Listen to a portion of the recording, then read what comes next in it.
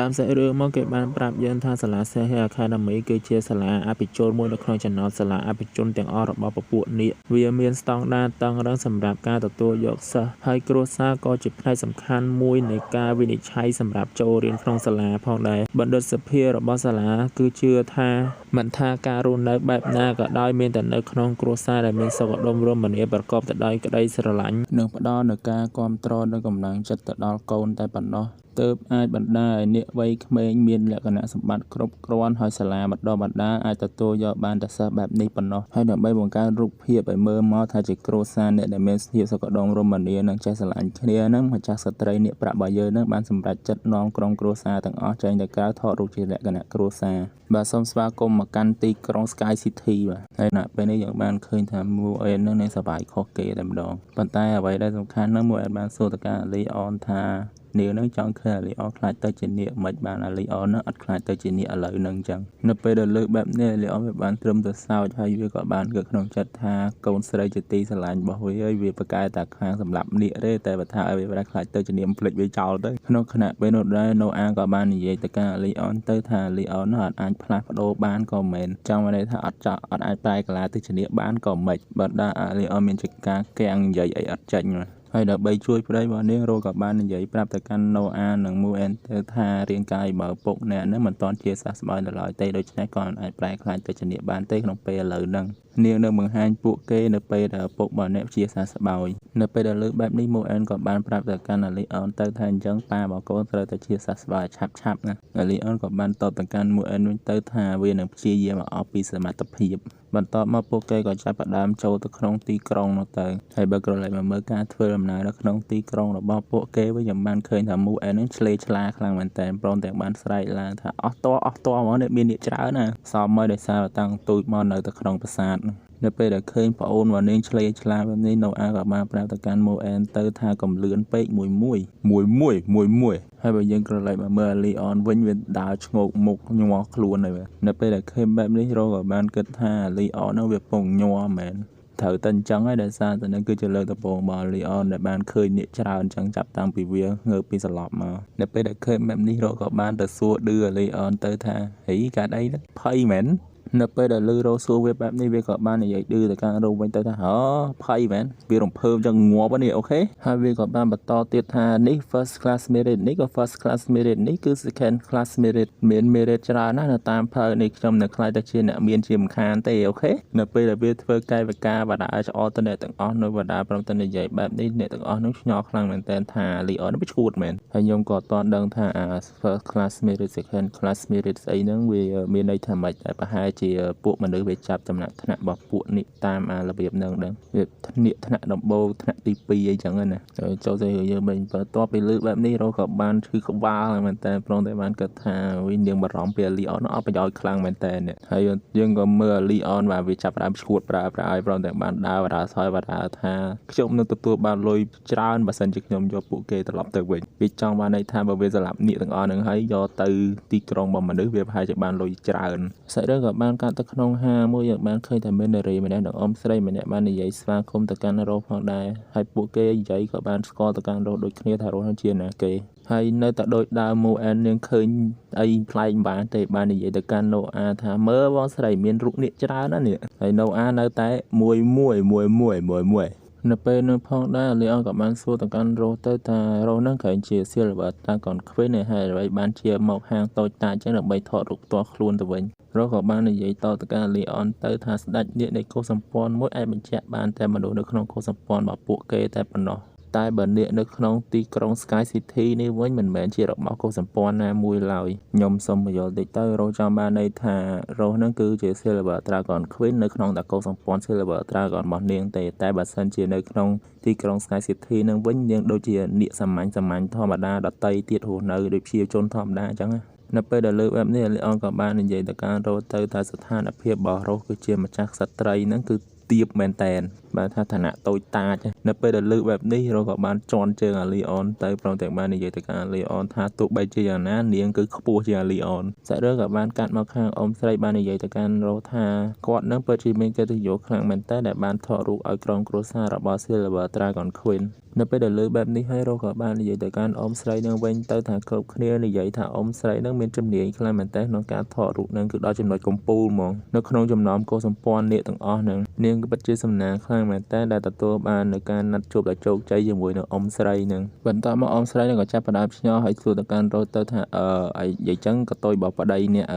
នៅពេលដែលលើបែបនេះរកក៏បាននិយាយទៅកាន់អ៊ំស្រីនឹងទៅថាគាត់មិនចូលចិត្តក្នុងការបង្ហាញនៅកន្ទុយរបស់គាត់ទេដូច្នេះហើយសូមជ្រើសរើសនៅឈុតណាដែលគ្មានកន្ទុយសម្រាប់គាត់ទៅបើនាងនិយាយអញ្ចឹងមកថាអ្នកទាំងអស់ហ្នឹងអាចលាក់បាំងនៅកន្ទុយរបស់ពួកគេបានអញ្ចឹងហើយរកក៏បានសម័យឲ្យឃើញមុនពេលដែលពួកគេមកទីក្រុង Sky City នេះនាងបានឲ្យកន្ទុយទៅកាន់អាលីអនពាក់ដែរប៉ុន្តែអាលីអនបាននិយាយថាទេដាច់ខាតវាមកពាក់ទេទោះបីវាស្លាប់ក៏ដោយនេះគឺជាសេចក្តីថ្លៃថ្នូររបស់វាក្នុងនាមជាមនុស្សបន្ទាប់មកអ៊ំស្រីនោះក៏ចាប់ផ្ដើមនាំអ្នកទាំង4ចូលទៅក្នុងបន្ទប់ផ្លាស់ប្ដូរសម្លៀកបំពាក់មួយរយៈក្រោយមកនៅពេលនេះផងដែរយើងក៏បានឃើញថាមូអែនជាមួយនឹងណូអានេះបានផ្លាស់ប្ដូរសម្លៀកបំពាក់រួចហើយឃើញថាសខ្មៅតែម្ដងបាទហើយបើក៏លេចមកមើលអាលីអននេះក៏មិនណយដែរបាទកប់សេរីនៅពេលដែល Move and ឃើញអាលីអនស្លៀកពាក់បែបនេះហើយ Move and នាងសប្បាយចិត្តខ្លាំងមែនទែនព្រោះតែបានសរសើរទៅកាន់អាលីអនទៅថាប៉ាប៉ានោះស្អាតណាស់នៅពេលដែលឃើញអាលីអនស្លៀកឈុតនេះហើយអ៊ំស្រីនោះក៏បានសរសើរទៅកាន់អាលីអនផងដែរថាឈុតនោះស័ក្តិសមនឹងព្រះអង្គម្ចាស់ខ្លាំងមែនទែនហើយបើតាមមើលទៅនឹងអាលីអននឹងប្រកាសជាធ្លាប់ជាបរិសសង្ហាដែលមានវិជ្ជាភ័យភាពខ្លាំងកាលពីអតីតកាលហើយនេះ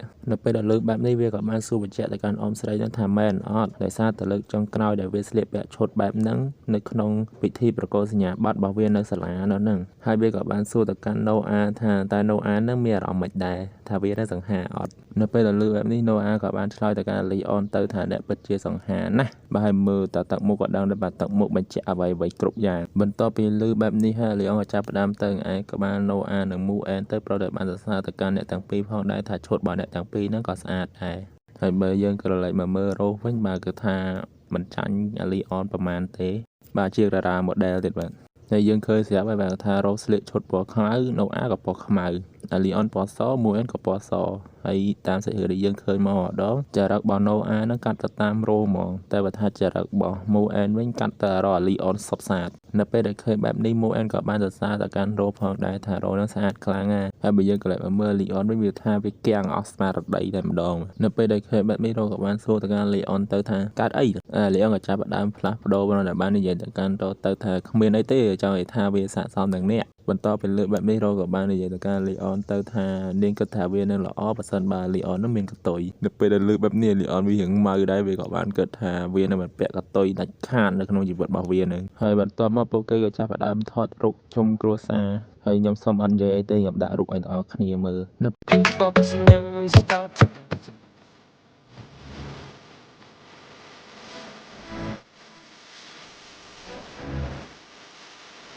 ពេលដែលថតហើយសម្បីតអ៊ំស្រីនោះក៏បាននិយាយដែរថាពួកគេទាំងពីរហ្នឹងមើលទៅស័ក្តិសមជាគូស្នេហ៍ខ្លាំងមែនតើសាច់រឿងក៏បានកាត់មកនៅក្នុងពិធីប្រកាសសញ្ញាបត្ររបស់អាលីអនកាលពីអតីតកាលយើងបានឃើញថាមាននារីច្រើនខ្លាំងមែនតើបានយកកាដូផងទៅឲ្យអាលីអនព្រមតែបានពពោះអាលីអនទៅញ៉ាំអាហារពេលល្ងាចផងព្រមទាំងសុំថតរូបជាមួយអាលីអនទៀតផងបាទគិតថានេះសបោស្នេហ៍មែនប៉ុន្តែអាលីអនវាបានបដិសេធទាំងអស់ហើយវាក៏បាននិយាយទៅកាន់ពួកនារីទាំងអស់នឹងវិញថាវាសុំទោសអ្នកទាំងអស់គ្នាផងប៉ុន្តែវាត្រូវត្រឡប់ទៅមើលថែនៅសត្វលារបស់ម្ចាស់វាវិញហើយវាក៏បានលាទៅកាន់នារីទាំងអស់នឹងម្ដាយនារីទាំងអស់នឹងបាក់ទឹកចិត្តខ្លាំងមែនតើបាទហើយយើងក៏បានឃើញនៅបុរសចំណាស់ម្នាក់បានគិតថាតាអាលីអននឹងវាត្រូវបានសត្វលាដាក់ស្នេហ៍ឲ្យក៏មិនណាហើយបើតាមមើលទៅបរិសចំណាស់ម្នាក់នេះប្រហែលជាមានទំនាក់ទំនងពិសេសអីជាមួយអាលីអនហើយបើតាមខ្ញុំគិតបើមិនម្ចាស់របស់វាក៏អាចជាគ្រូរបស់វាដែរសាច់រឿងក៏បានកាត់មកពេលដែលពួកគេថតរូបរួចយើងក៏បានឮនៅសម្ដីរបស់អ៊ំស្រីបានប្រាប់ទៅកាន់ពួកគេថាវានៅចំណាយពេលប្រហែលជា6ម៉ោងសម្រាប់រូបថតក្នុងការបង្កើតឡើងដូច្នេះហើយក្នុងអំឡុងពេលនេះព្រះនាងនិងព្រះអង្គនឹងអាចទៅដើរលេងក្នុង Sky City បាននៅក្នុងអំឡុងពេលដែលកំពុងតែដើរលេងនោះផងដែរលីអនក៏បាននិយាយទៅកាន់រ៉ូសទៅថាវាមិនដែលគិតទេថានឹងមានថ្ងៃណាមួយវានឹងអាចដើរទិញទំនិញជាមួយនឹងរ៉ូសបានវាពិតជាថ្មីមែនតើសម្រាប់វានៅពេលដែលលើកបែបនេះរ៉ូសក៏បានតបទៅកាន់លីអនទៅថានេះគឺដើម្បីរក្សានូវរូបភាពក្នុងនាមជាក្រុមគ្រួសារតែប៉ុណ្ណោះណូអានាងពិតជាយកចិត្តទុកដាក់ខ្លាំងមែនតើក្នុងការចូលរៀននិងប្រឡងចូលក្នុងសាលានេះលីអនបានធ្វើការយ៉ាងលំបាកអស់រយៈពេលជិត1ខែនេះមកហើយអញ្ចឹងវាជាការល្អណាស់ក្នុងការសម្រាប់ម្ដងម្កាលហើយនៅពេលអំឡុងពេលនោះផងដែរយើងក៏បានឃើញថាមូអែននិងណូអាបានចូលទៅលេងនៅកន្លែងមួយហើយយើងបានឃើញថាណូអានឹងព្យាយាមខ្លាំងមែនទែនប៉ុន្តែអត់បានសម្រេចសោះនៅពេលដែលឃើញបែបនេះលីអនវាភ្ញាក់ផ្អើលខ្លាំងមែនទែនថាមានការកំសាន្តបែបនេះនៅក្នុងចំណោមបបោនេះដែរណោះវាស្មានតែមានតែនៅក្នុងពូជមនុស្សរបស់វាទេហើយបើយើងក្រឡេកមកមើលណូអាវិញក៏ថាមួម៉ៅខ្លាំងមែនទែនខឹងអញខឹងនាងខឹងដោយសារតែនាងអាចហក់ទៅវាយអស់នឹងបានបាទបាញ់ខងអស់បាទប៊ីទាំងអស់នោះបន្ទាប់ពីឃើញបែបនេះលីអនក៏បានយកកំភ្លើងនោះពីណូអាទៅព្រមទាំងរ៉ូសបាននិយាយទៅកាន់លីអនទៅថាគ្រាប់កំភ្លើងរបស់កំភ្លើងហ្នឹងគឺផលិតមកពីថាមពលវេទមន្តដែលទាមទារនូវការគ្រប់គ្រងយ៉ាងជាក់លាក់នៃថាមពលវេទមន្តវាពិតជាពិបាកបន្តិចសម្រាប់ណូអាក្នុងការគ្រប់គ្រងវាបន្ទាប់មកលៀនក៏បានគិតថាវាធ្លាប់ឃើញអ្នកផ្សេងលេងពីមុនមកនៅក្នុងទីផ្សាររបស់មនុស្សបន្ទាប់ពីឃើញបែបនេះអ៊ំប្រុសនោះក៏បាននិយាយទៅកាន់រ៉ូសហើយនិងលីអនទៅថាអ្នកទាំងពីរចង់សាកល្បងទេប្រសិនបើអ្នកទាំងពីរអាចបាញ់ត្រូវបាល់លូនទាំងអស់នេះក្នុងការបាញ់ចំនួន10គ្រាប់អ្នកទាំងពីរអាចយកនៅតុក្កតាបានចំនួន1គូកូនស្រីរបស់អ្នកទាំងពីរហាក់ដូចជាចង់បានពួកគេខ្លាំងណាស់ក៏បានឃើញនៅការគិតនៅក្នុងចិត្តរបស់អ៊ំនឹងផងដែរដែលបានគិតថា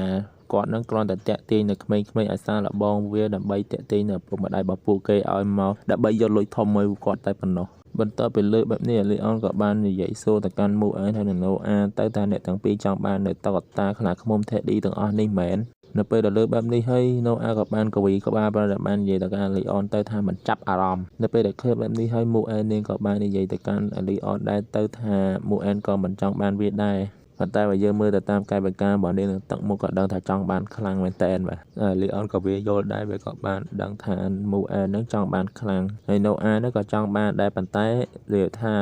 ការនិយាយស្ដីវាខុសពីចិត្តបន្ទាប់មកលីអនក៏បាននិយាយទៅកាន់អ៊ំនឹងទៅថាថៅកែផ្ដល់ឲ្យខ្ញុំចំនួន10គ្រាប់មកហើយនាងជាអ្នកចេញលុយពេលដែលលើកបែបនេះរ៉ូនេះភ្ញាក់ផ្អើលខ្លាំងមែនតើចំអាចស្គួតនេះឲ្យស្រីចេញលុយឲ្យតែបើយើងថាវាក៏ត្រូវដែរសារវាមានលុយនៅក្នុងខ្លួនផងហើយនៅពេលដែលវាកំពុងតែតម្រង់កំភ្លើងបាញ់នោះវាក៏បានគិតដែរថាពេលវេលាចុងក្រោយដែលវាកាន់កំភ្លើងហ្នឹងគឺពេលដែលវានៅក្នុង Dragon Slayer Academy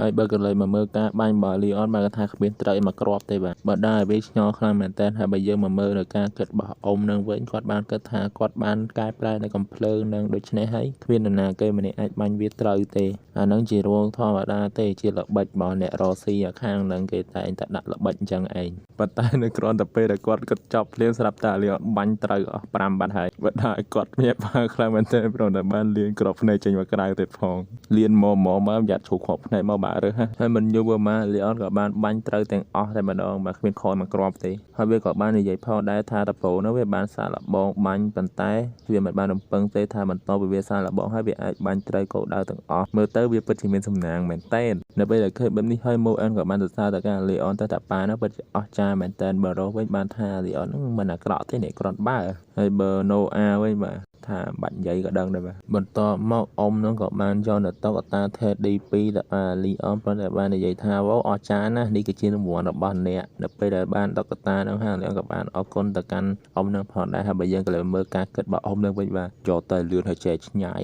សំណាងអាក្រក់ចុយតម្រាយបន្ទាប់ពីវាទទួលបានតុក្កតា Teddy ទាំងពីរនោះហើយវាក៏បានយកទៅឲ្យមូអែនមួយព្រមទាំងឲ្យទៅកាន់ណូអាមួយផងដែរនៅពេលអ្នកទាំងពីរទទួលបានហើយក៏បានអរគុណទៅកាន់លីអនទៅហើយយើងក៏បានក៏lạiមកមើលនៅការគិតរបស់រ៉ូនេះវិញយើងបានគិតថាអ្វីត្បិតតែលីអននឹងពេលខ្លះវាដូចបេះដូងតកកតិចតួចមែនប៉ុន្តែរាល់ពេលដែលវាចាប់ផ្ដើមបើកចិត្តបោះបេះដូងហើយគឺថាធ្ងន់ធ្ងរខ្លាំងមែនតើតែម្ដងបាទវាពិតជាមានមុនស្នេហ៍ជាពិសេសហើយនៅពេលនោះផងដែរលីអនវាបានមើលទៅកាន់រ៉ូនៅពេលដែលឃើញបែបនេះរ៉ូក៏បានគិតថាតែលីអនវាមើលនាងដើម្បីអីហើយលីអនវាក៏ចាប់ផ្ដើមនឹកឃើញស្អីវាទេបាទសាររឿងក៏បានកាត់មកឲ្យយើងឃើញនៅម៉ែកូននាគមួយគូមើលទៅដូច bị sạch chuột chiêm tích đôi nhị tích vậy nè pe nó phọ đai con mà nên nó gọi ban cho từ căn rô rồi nè ban này vậy tha mạng nhom cả trong ban đài thì niên trong ban nó người dân cái lệ mà mơ rô và thật tàu ta thể đi phân cái luôn đi nằm đâu mà ní hay chỉ mua là hai đại cầu nó trong ban đài hay bây giờ cái lệ mà mơ mua là hai đại nên là tụi ban là tàu ta thể đi tàu thom nhưng với những ban khơi thả liệu nó việc ban này vậy từ căn ông nông tha ông mà nhom xong đắp khó tiết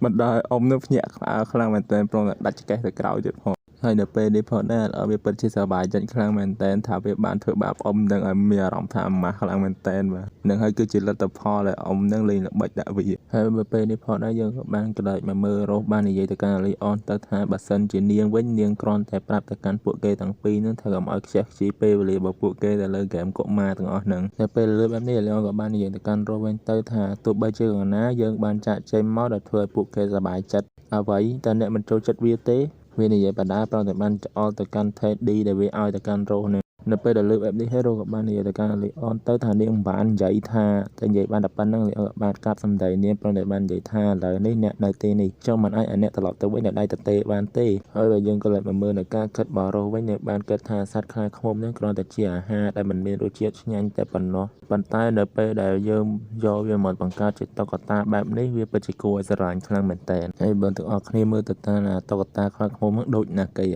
nhóm mưa tới đưa Leon bên to mất rồi các bạn đã tới pro tại bạn này vậy tại can Leon tới tha còi bay là nghề hay mà rồi nên nó không một tục bản niên sẽ đương các bạn cắt một đo nó không bả sát bỏ bộ kê bên bên này cái tha chỉ pe do bạn hay Leonกับphong tại đa tại can mình tục bỏ rồi pro tại bạn này vậy bên nó không chặt bạn đa tha rồi nó mà anh chơi với tại mình tục bản niên vì dưới pe hay pe này pe do bạn hay nè hay bên nơi tại mình này ai tiệm hay tại ta mới được ai chặt lá bả sân bảo vệ tại đó nó một tục bản niên hay việc các bạn bật to tiết tha bả sân bảo vệ tới nó viên ở bên ở rộng mình xua rồi dạ pe một dọc tay bả sân bảo vệ mình tới bên ở bên ở rộng tha mình xua không rồi dạ pe bị sạch đà hay việc các bạn chặt tới thằng tụ bây giờ nó vì thời tới đây nó pe đầu về bạn mặt đo nó bật tục bảo rô về rô nó cua phi hay bật tay việc các bạn khơi tha bật tục bạn chặt sao tề tôi bị khơi bạn đi việc các bạn đa châu tới pro để bạn nghĩa rô trong bên không bật tục nên pro để bạn để dạy tha tà rô nó tới nè hay giờ các bạn đang thả rô nên gặp phong tại ngồi tặc nó pe đã khơi bạn này là Leon các bạn để dạy tha còn nộp hiệp này cần chọn này hạ đôi chim sơ là o sót khơi nào cho ba hóa đấy nộp pe đã khơi bạn bây giờ lựa ôi chép khăn mình tên thà dùng nó với thở ấy chứ nè mình tọt mới bây giờ chắp đam xong rồi rõm vinh hay bây các bạn từng lùi mơ rô ngồi tặc bàn tay nộp pe đã viên nghĩa thấy sao tại khơi thả rô nó bạn slip đã rồi bạn hay thay đổi các bạn gì từ cái Leon tới tha Leon nó mà đo là chẳng to chập đam thế bên tôi bị khơi bạn này Leon các bạn kết tha ta với nó thử cái phơi bạp tỏ ngột luôn đôi lượng môn tiết men sẽ riêng các bạn cắt món nó pe để buộc kê còn phong tớiเป็นđể rút thọt để buộc kê bạn thọt cho mũi kia nước không lỏng pe nó thọtได้Leon các bạn do là rút thọt mới mà mớiให้các bạn khơi để bên sông bọt mới để bạn chọp nơiនឹងក្រោយរកថតនោះហើយវាក៏បានប្រាប់ទៅការរោទៅហើយមកបានមកមើលជាមួយគ្នាហើយពួកគេក៏បានអានសម្បត្តិនោះទៅថាសូមឲ្យពន្លឺពណ៌ប្រាក់តែងតែចែងចាំងផ្នែករបស់អ្នកដែលអ្នកស្រឡាញ់ហើយបើយើងមើលរូបថតនោះវិញគឺថារូបរោជាមួយនឹងLeonថតជាមួយគ្នានឹងឯងបន្ទាប់ពីឃើញបែបនេះហើយពួកគេក៏បានស្រែកផ្អើលទាំងពីរប្រហែលបាននិយាយថាតើនរណាគេពងស្រឡាញ់គាត់ណាគេពងស្រឡាញ់នាងបន្ទាប់មករោក៏ចាប់ផ្ដើមនិយាយឡើងថាត្រូវតែមានអ្វីមួយខុសហើយសូមជួសជុលរូបថតនេះឲ្យខ្ញុំឲ្យលឿនទៅពេលឃើញបែបនេះហើយLeonក៏បាននិយាយឡើងដែរទៅថាមែនហើយវាត្រូវតែមានអីខុសហើយនេះហើយមុននឹងបញ្ចប់វីដេអូនេះកុំភ្លេចចុច Subscribe ម្នាក់មួយផងឲ្យគ្រប់ 2K នៅពេលដែលគ្រប់ 2K យើងនឹងធ្វើការចែកនៅ weekly ក្នុង game Mobile Legends ចំនួន2កាតហើយដើម្បីបានកុំភ្លេចចូលទៅក្នុង Channel Telegram ដែលខ្ញុំបានដាក់ link នៅក្នុង description ផងចូលម្នាក់មួយទៅពេលគ្រប់យើងនឹងធ្វើការលេងយកនៅក្នុង channel ហ្នឹងតែម្ដងហើយយើងនឹងធ្វើការធ្វើបែបហ្នឹងបន្តទៀតនៅពេលដែលគ្រប់ម្ដង 1K ម្ដង 1K ឥឡូវហ្នឹង 2K យើងពេលគ្រប់ 3K អត់ធ្វើម្ដងទៀតបងប្អូនគ្នាហើយបើសិនជាទាំងអស់គ្នាខ្ជិលចុច link ចុចអីញ៉ៃអាច scan នៅ QR លើហ្នឹងក៏បានដែរបាទ QR Telegram ហ្នឹង